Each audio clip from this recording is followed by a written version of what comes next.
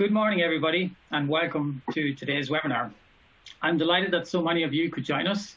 It's great to see we've 500 people in attendance this morning, which is fantastic. So this morning we're going to discuss returning to work in a safe and sustainable manner and how your organisation can prepare to do so. So Ciaran McGovern is my name, and I am a partner in our consulting business here in Deloitte. I lead a recovery task force, which we've established to support our clients successfully navigate the most significant pandemic of our time. So I'm joined here today by two of my consulting partner colleagues.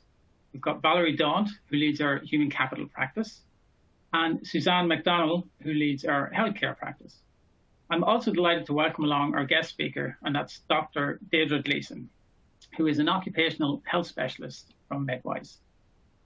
So I'll open up today's discussion with a view of the global landscape and take a look at what actions other countries are taking in preparing for return to work.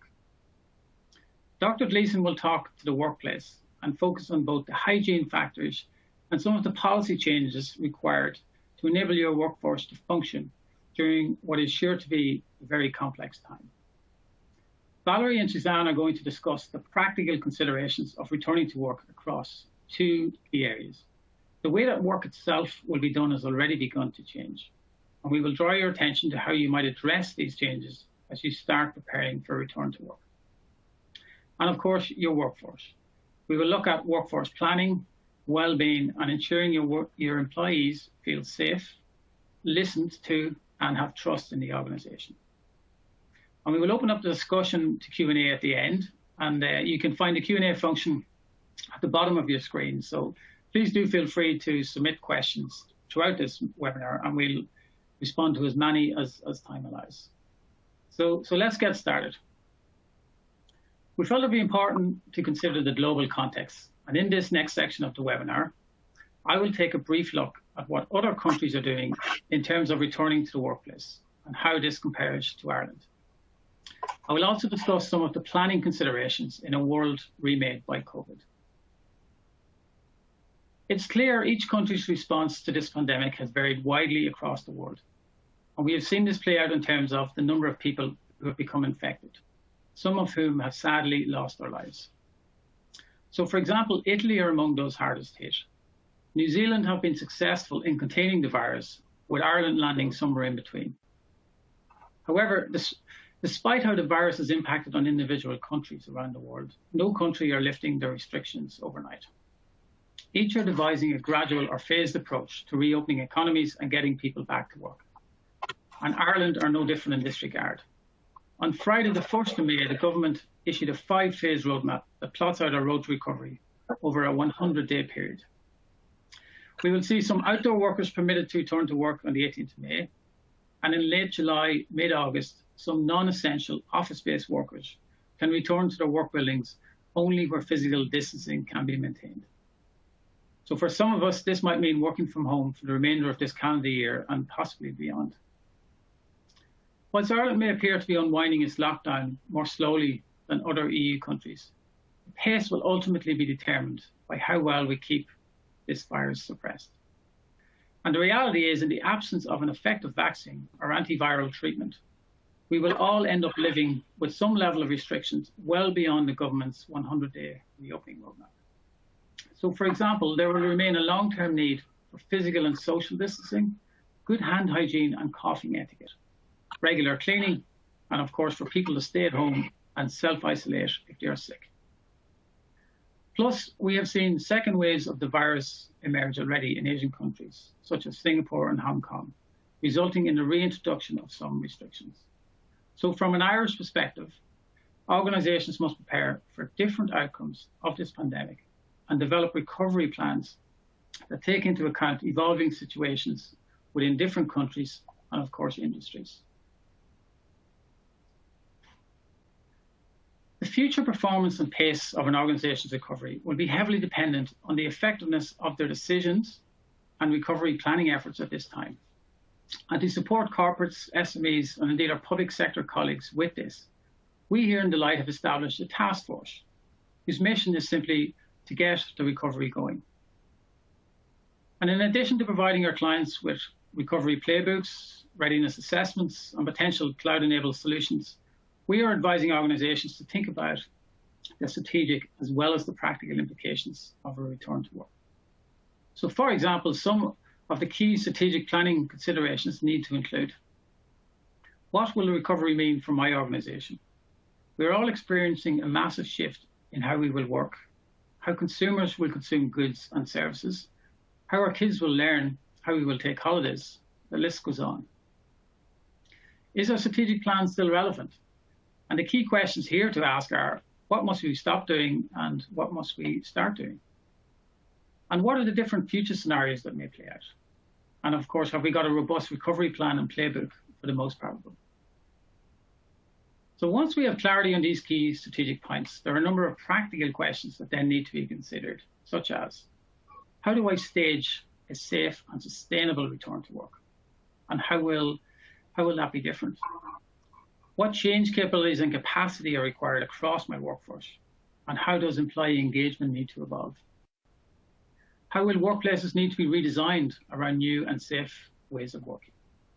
So to discuss these questions and more, I'm now going to hand you over to our first speaker, and that's Dr. Deirdre Gleeson.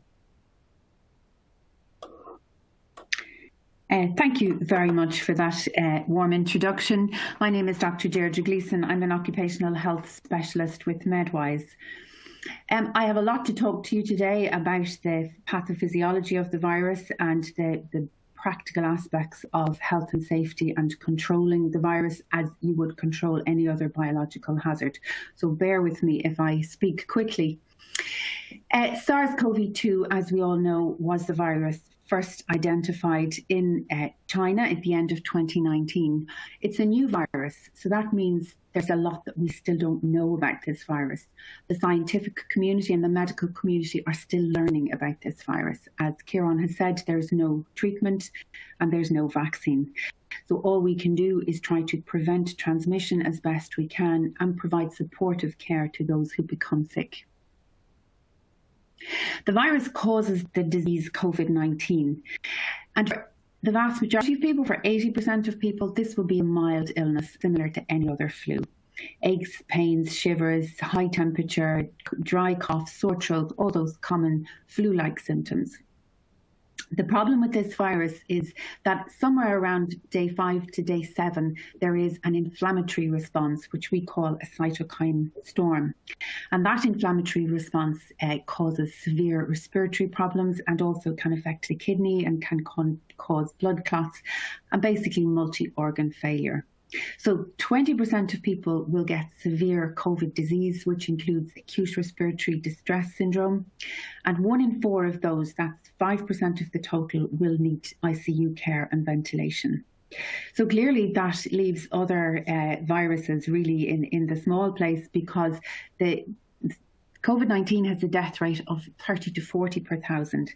The seasonal flu has a death rate of less than 1 per thousand. So maybe that just might show you how serious and how severe this disease can actually be. The disease is spread by respiratory droplet. That is somebody infected with the disease coughing, and the droplets containing the virus either going directly into somebody's face and contaminating their eyes, nose and mouth, or onto a surface and then somebody touching that surface and their own contaminated hands touching their eyes, their nose and their mouth. The only good thing about this virus is that soap inactivates it. Common ordinary soap contains amphiphile particles that pull apart the lipid and protein layers of the virus. So frequent hand washing is probably the most important thing that we can encourage our employees to do to prevent spread of this infection. Talking about prevention then in the workplace, the buzzword, the word that the Department of Public Health use is infection prevention and control, IPC. And every employer is obliged to implement an IPC program in the workplace. The requirements of the Health, Safety and Welfare at Work Act, Biological Agents Regulations 2013 apply. So similar to any other workplace hazard, you identify the hazard, you identify the risk to your employees, you implement control measures, and you review those control measures to see that they're effective. And there's a number of steps that you have to take as part of your infection prevention and control programme. The first and the most important is that as an employer, you need to facilitate your employees in making the right decisions. We all know that if you have symptoms of COVID-19, you need to self-isolate. If you've had close contact with somebody who has suspected or confirmed COVID-19, you need to quarantine. People who are in the extremely medically vulnerable group, that is those over 70, those with active cancers requiring treatment, but also these people need to cocoon. So that means they can't leave the house. Now they can go for short walks, but they can't leave the house, and they will be cocooning like that until at least August, the middle of August. You may have employees in your workplace who fall into that extremely medically vulnerable group. You may have somebody with Crohn's disease who's well maintained on immunosuppressants. They may have to cocoon. So you have to facilitate your employees either to take sick leave or to work from remote working in that case. And you also need to have trust between your employees and yourself that they can declare to you if they have COVID-19 or if they have been referred for testing, if they have suspected COVID-19. And that allows you as the employer then to take the appropriate steps to protect the rest of the workforce. Then the next step is screening and prevention at the point of entry. And there's three parts to this. So you need a manager who is trained, who will implement this so that every employee who crosses the threshold is required every day to answer a symptom questionnaire. And you provide the common symptoms. You have a tick, it's a yes, no. You either have the symptoms or you don't have the symptoms. And if you have the symptoms, you can't come to work until somebody until the person is cleared to do so by their GP or another health professional. So the symptom checklist is number one and the most important. Then we also have a temperature check. Now, the temperature check is best done with an infrared thermometer. In time, people will have thermal scans at the point of entry, but these are quite costly. But a simple ultrasound thermometer will do the job. A raised temperature is anything over 37.5 degrees, and you repeat that 3 times. And if the temperature is high, again, it's a green or a red light. They don't come into work until they've seen a doctor for evaluation. And then the final step of your screening and prevention at the point of entry is your mandatory hand hygiene. No sanitizer, no entry, end of story. So then you've done your best then to stop the virus coming into the workplace. And that provides reassurance to other employees that you are doing all you can to make the workplace as safe as reasonably achievable. And it also acts as a deterrent to people who maybe they have mild symptoms and they think maybe I will go to work, but they know that an air and temperature check, so it deters them from coming to work and again encourages them to make the right decisions to protect their health and that of their colleagues. The next step then is reducing viral transmission within the workplace. And we have all seen employers have shown tremendous innovation at the various ways and methods that they have enabled social and physical distancing within the workplace. Staggering start times, staggering break times, ensuring that people can sit apart in the canteen, use of perspex screens. These are all measures that employers have already implemented and will continue to implement.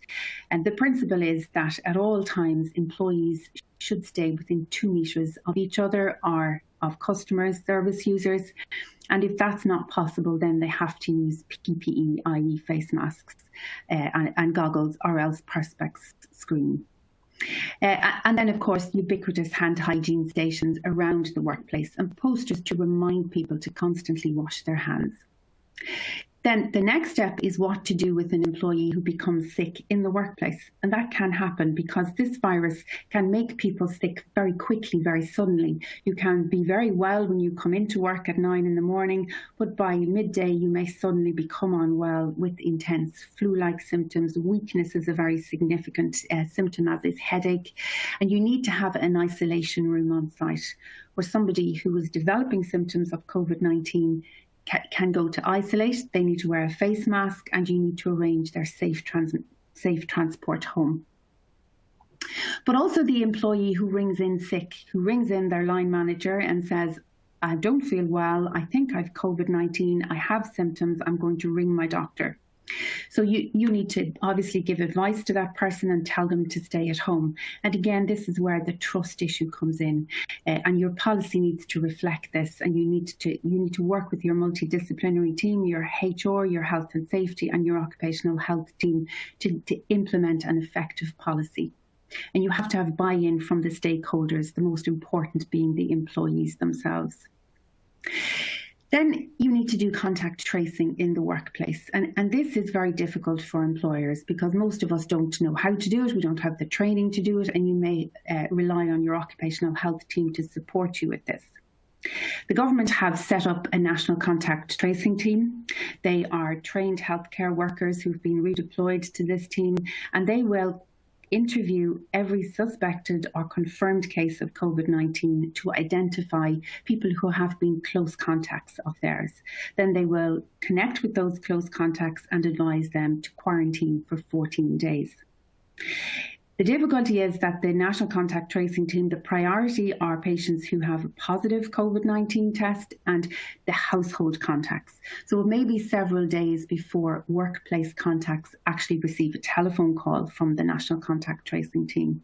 And in the interim, the employer needs to take steps to identify employees who have been potential close contacts and to ensure that those people understand and know the importance of quarantining. Close contact is where you have spent 2 meters face-to-face with somebody, and that's an accumulation of 15 days over a working shift. A close contact is also somebody who has spent more than 2 hours in an enclosed office space. So you need to plan this when you're bringing people back to work, that you don't have 2 people in a small office, that your employees are spread out. The person who is sick with COVID-19 is infectious for 48 hours prior to the onset of symptoms. That's the difficulty. They feel well, they look well, they are well, but they're shedding the virus. So that's why we have this social distancing, so that the people who are in the pre-symptomatic stage are not transmitting the virus to other people. An important measure I've seen other employers do, particularly food factories and in retail, is at the end of every shift, the employee makes a list, a close contact log, and they note down who they were with during that day.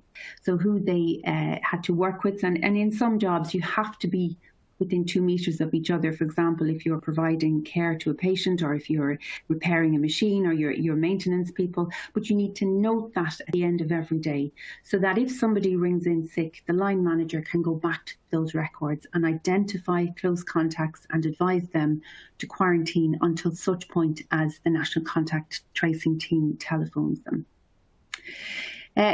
And of course, if you are unfortunate enough to have a cluster in your workplace, that is where there is a high level of cases, higher than the background in your workplace. The Department of Public Health will investigate that, and if necessary, will convene an outbreak control team. And the point of the outbreak control team is to investigate, to see if the cases are linked, and to see if transmission is occurring in your workplace. And if it is occurring in your workplace, the medical officer for health has the authority to close the business, to close any organisation, to prevent conditions that are favourable to the spread of infection. COVID-19 is notifiable, and the requirements of the Health Act applies. Finally, then, there's going to be an issue with absence management. This disease will cause significant morbidity and mortality. You can expect that some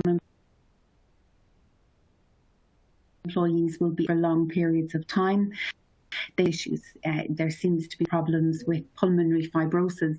So people may have chronic health problems when they survive severe COVID-19. So you need to have occupational rehabilitation. You may need to provide modified duties and reasonable accommodation. And probably the most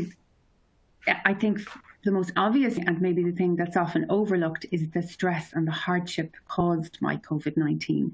It has caused huge suffering to people, not just the frustration of trying to do your job in different circumstances, trying to cope with new technologies, but even financial pressure, social pressure. And one thing I've seen is families are bereaved, and it's a very difficult grief, a delayed grief reaction because they can't mourn properly because of the social distancing. So overall, we have to enable our employees to cope with COVID. We call this coping with COVID.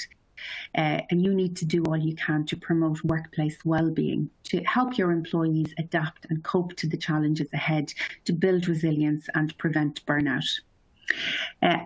I suppose we're moving out, finally, we're moving out of the lockdown to the next phase, and this will prevent more challenges. Our knowledge is imperfect, and we can only do the best we can with the tools that are available to us. The most important thing you can do as an employer is sit down at this stage before your business opens and plan your infection prevention and control program so that you can take all reasonable steps to protect the safety, health and welfare of your employees. Thank you.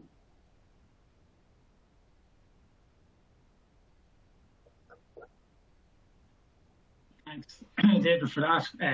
Very, very, very insightful.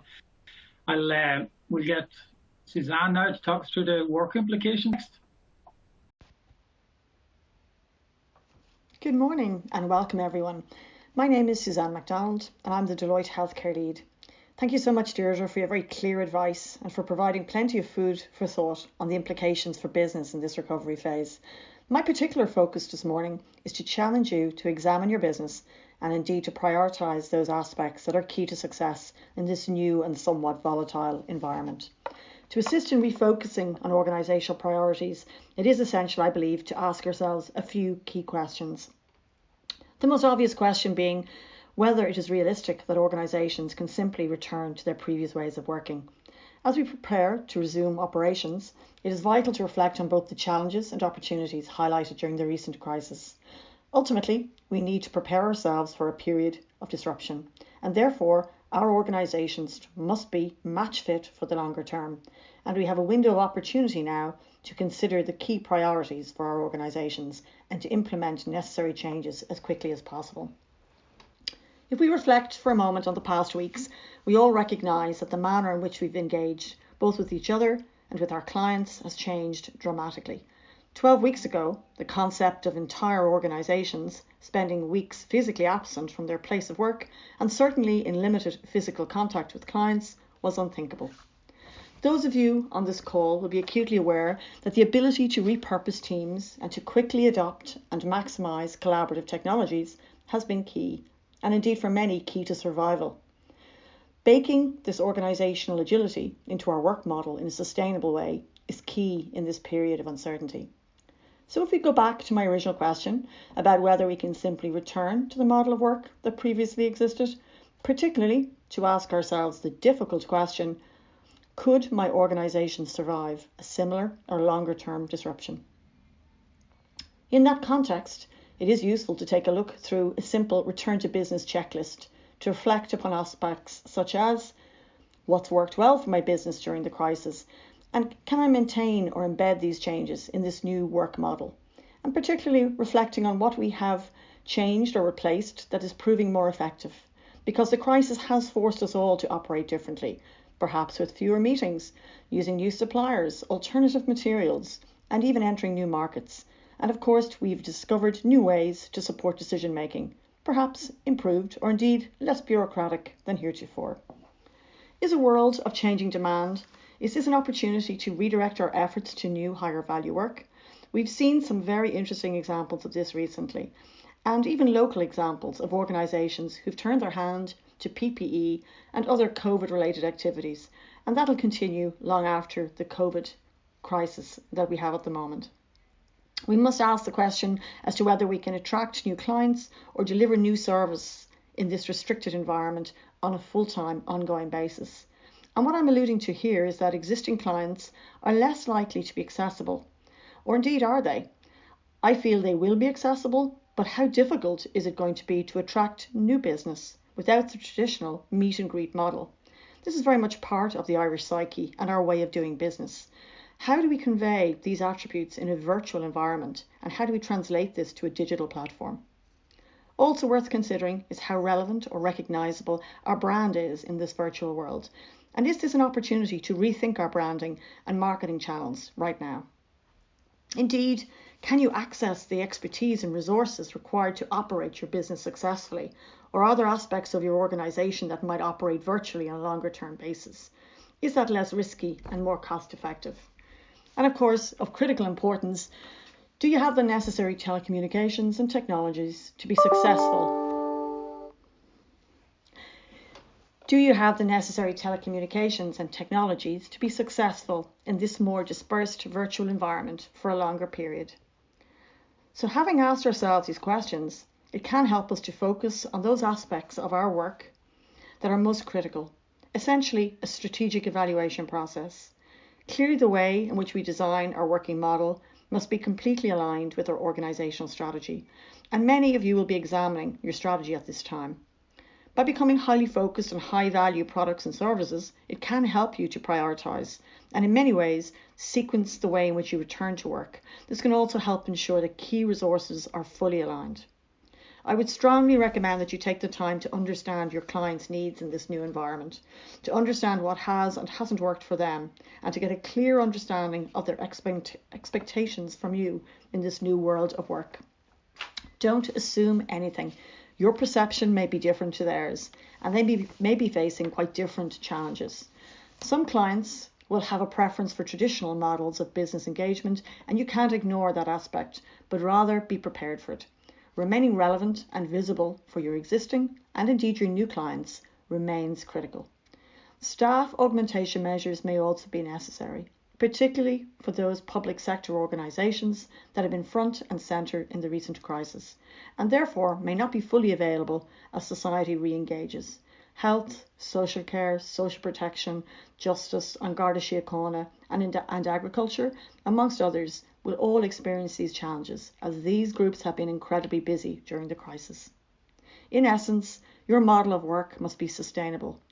What we have discussed is that our business must continue to operate over prolonged periods of crisis, and it's important that you take the time to critically appraise your recent experience and how it's impacted on your business, your staff and your clients, remediate the gaps and look to others who've successfully weathered the storm. I briefly mentioned enabling technologies, and just to take a moment to reflect on this aspect, access to information and, importantly, the technologies to support virtual working have never been more important, and indeed it has been the lifeblood of the organisations recently. We tend to think of Zoom, Skype, Teams, and for many of us this is now part of our day-to-day life. Those who may have rushed to adopt remote working without taking as much time as they may have wished to reflect on cyber risk would be well advised to give that aspect some particular attention right now. We know that pandemics provide a lot of opportunity for cybercrime, and it's important to be vigilant. The value of technology was really highlighted to me in the health sector. I observed this at first hand when clinicians moved to virtual consultations. Many practitioners could not have contemplated diagnosing and treating individuals remotely, but the crisis had made this a necessity. The introduction of e-prescribing has been discussed in Ireland for almost 20 years, and yet it was introduced in less than 20 days. We've also seen the speed at which social protection payments and services have been digitised, and it's worth remembering that public sector organisations must have the capacity to deliver solutions for the masses, and we all know that's not an easy task. Having the necessary technologies and telecommunications infrastructure is critical to survival in this environment, and failing to recognise the importance of collaborative platforms or remote connectivity is highly risky. Critically important that we take the time to ensure that digital solutions are appropriate both for our staff and indeed for our clients. Organisations that would never have contemplated using cloud technologies have by necessity moved overnight to these solutions because they simply cannot function without them. We've all seen a growth in demand for cloud solutions such as AWS, Google and Microsoft Azure. I would add that access to data has never been more important. Business intelligence in this virtual world is so valuable. Remember that accessing corporate memory is not so easy when it's locked in the head of your coworker. In all things, there are options and degrees of sophistication, and we cannot solve for all scenarios, but at the very least, we must ensure we have the capability to ensure our organisations can survive and indeed thrive. I hope I provided you with some food for thought, and we certainly are at a very interesting inflection point. and I hope you have a sense of the factors for consideration at this time. I'm now going to pass the baton over to my colleague, Valerie Daunt, to discuss workforce considerations. Thank you for listening. Great. Thanks very much, Suzanne. I'm going to chat about the workforce from two different angles. One related to capacity and workforce planning, and the second is from the employee perspective. So as many of you know, the workforce is generally an organisation's both biggest asset, but also biggest investment, often equating to 70% of an organisation's operational cost. So unsurprisingly, at this time, all organisations are looking to see how they can optimise this cost. When we talk about workforce planning, we generally talk about supply meeting demand, but it's not that simple. It's a very complex process. In normal circumstances, there's constant change in the economy and the demographic and technological environment. Now more than ever, we're seeing massive disruption in both the supply and demand of the workforce. That's why the illness itself is causing a big issue, but the demand is changing. We're very unclear as to what the future demand is going to be. So organisations really need to constantly review and replan their workforce to ensure they have the right skills, the right capabilities for right now, but also to support them in the recover and indeed to move into the thrive stage. Organisations are seeing increased demand in certain skills and then lesser demand in many others. So as an example, tech support skills are hugely in demand in every organisation, given all our remote working. And again, organisations need to think about what are the skills needed now during the transition phases and to support them in the thrive phase. Organisations tend to have found this quite a challenging area, but really it's about identifying what are the key skills that we need for the changing demands and how do you replan your organisation or your workforce to meet those demands. And I'll talk a little bit about that shortly. In terms of immediate and more medium-term actions to consider, we are seeing many organisations using this time to invest in reskilling in the short term, particularly for mission-critical capabilities. Where feasible, they're using some of their excess capacity to build new skills that they would see important going forward, such as digital collaboration, agile skills.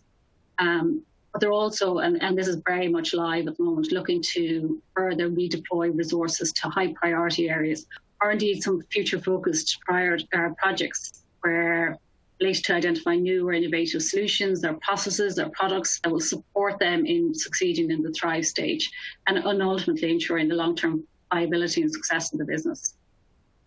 Redeployment requires a quick understanding of the skills within your workforce, so understanding truly what capabilities are in the workforce and identifying the support mechanisms that you can put in place to support those employees who are redeploying. So quick onboarding to the new role, toolkits, training, etc.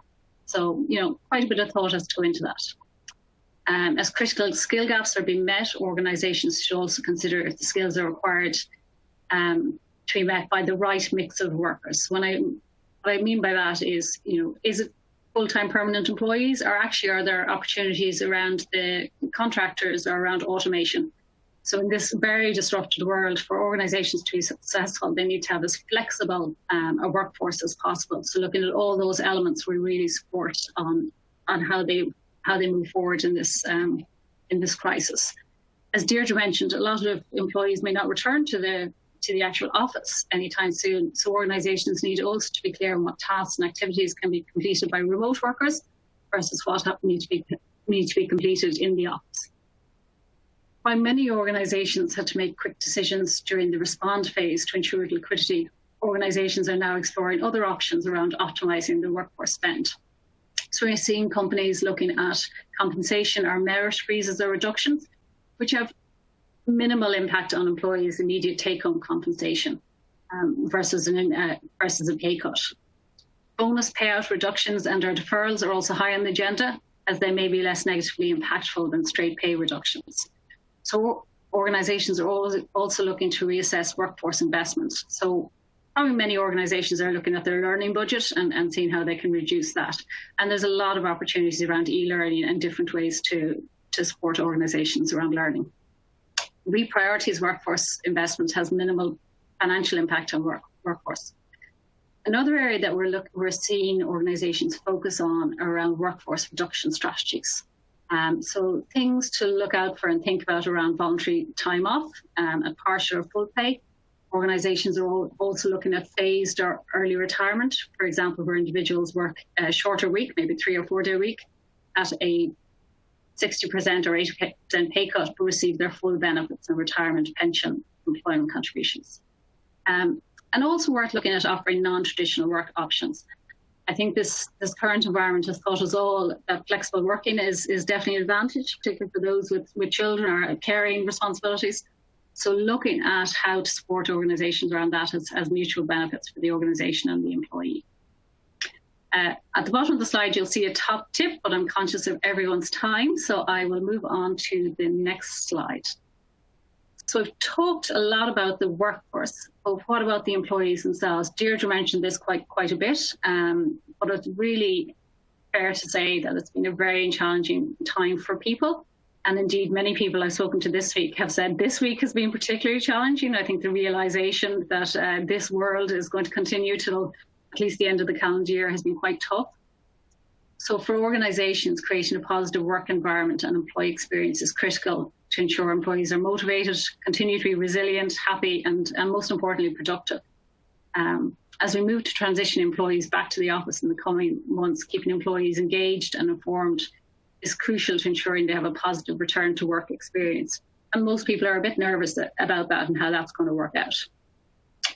So important to think about the topics such as around career development, around how it's going to be safe for organisations to go to work, and thinking, as Deirdre mentioned, about each individual's circumstances. People are going through all have a different situation, all have a different experiences.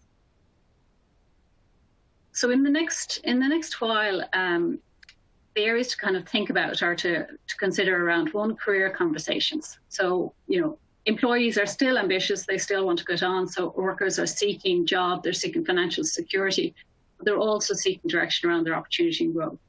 So organisations and leaders should clarify if there are new opportunities to engage top performers. So there's probably going to be lots of opportunities around stretch roles, so worth thinking about that for your top performers.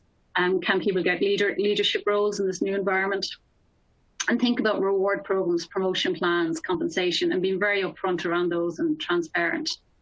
One thing we have noticed, there was probably a general view that maybe the talent market had paused, but actually we're seeing a lot of movement in talent and a lot of organisations taking advantage of the current environment to hire top talent. So really keep an eye on your own top talent.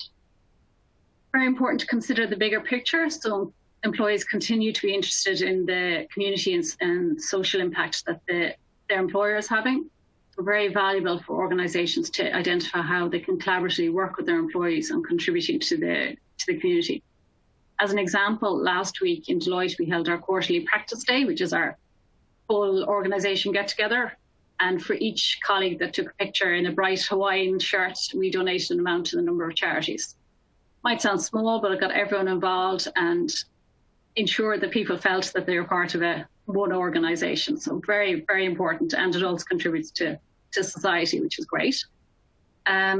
Recognition is another. It can be hard when you're remote working around recognition. And I think as we move into this respond and into the further thrive stage, this is one that's going to become even more important because of the duration this is lasting. So thinking about special recognition initiatives, not necessarily monetary, but things like engagement apps, newsletter, how do you ensure people are being called out and recognised for what they do? Be aware of the current work environment. We'll be here for a while, so I think we'll all find our resilience is tested. So the more support mechanisms you can put in place, the better. Comms, we've talked about this quite a lot in the respond phase. Really important to keep the comms up. And while organisations might be thinking of dialing down the meetings, I'd probably think about that a little bit more, because I think people are now seeing the extent of the situation. So creating tools to create better comms and ensuring that people are fully up to date all of the time. And Deirdre talked a little bit about the flexible work and return to work. So I'm going to leave that for the moment. But one thing I think that's probably really important is around that burnout that Deirdre mentioned.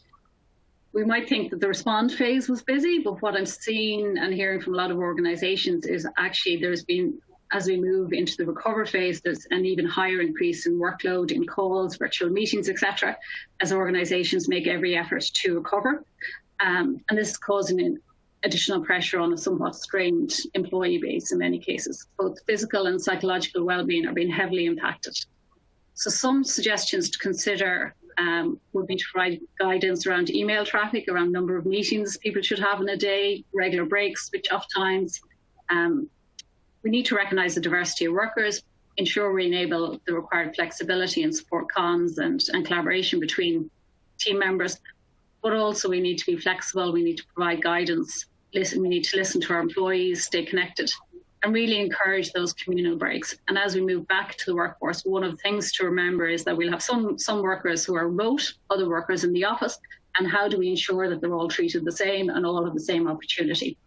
One thing that's useful is to keep up pulse checks, weekly pulse checks with the employees, and see how they're getting on. And I would say equally important is to do that with leaders. Sometimes the leaders themselves can be forgotten, or they might forget themselves. So ensuring that both are covered in how you support your employees.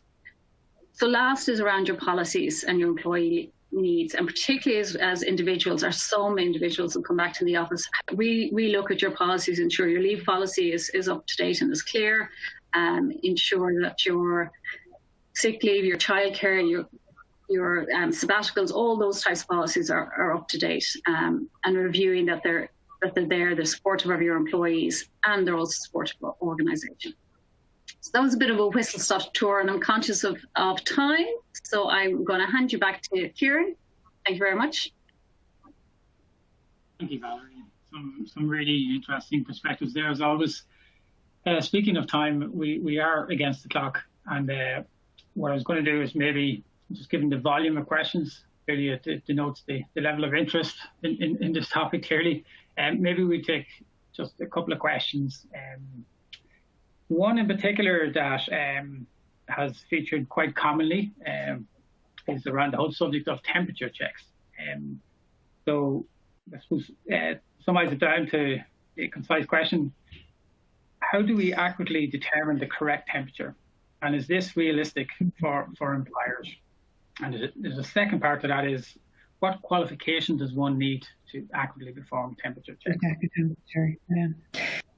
So it's a difficult one. A temperature check is just a screen, okay? It's not diagnostic. It's the best we have, and we have imperfect tools, but we can only do the best that we can with the knowledge and with the tools that are available. The ideal temperature check would be a thermal scan, but that's not available yet. The vast majority of employers is very costly. But what is available is a simple ultrasound thermometer. And you need to take 3 readings. If the first reading is normal, that's fine. That's a green light. You can go ahead.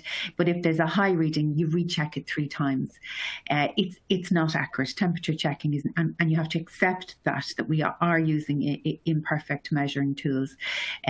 If the temperature is over 37.5 on 3 different, and you've repeated it 3 times and it's still high, then the employee needs to contact their doctor. They can't come to work until they consult their doctor. There are going to be false positives and false negatives. If you take paracetamol or brufen, that can mask a high temperature. And even if you're sick with COVID, some people don't get temperatures, and temperature can fluctuate up and down as fever fluctuates. But it is the best we have, and it's important to do the best we have. The symptom check is more important than the temperature check, and the hand hygiene has to go with that. You don't just do temperature check on its own. The qualifications, I mean, you need to have somebody trained to check the temperature. You need to have some sort of training in place, whether that's a nurse that works with the person and signs off that they're competent in measuring the temperature, or whether you have an occupational health nurse on site to do that. But each company will manage that in their own way and in what works for them. Great. Thanks, Deidre. Yeah. I'll maybe take one more question. This one's around, what have we learned from other countries who have relaxed the restrictions early? So that one, Suzanne or Valerie would like to respond to. Hi, Ciaran. I'm hoping you can hear me. Unfortunately, I've had some technical difficulties, so my apologies to people out there who may have had some intermittent issues with my sound.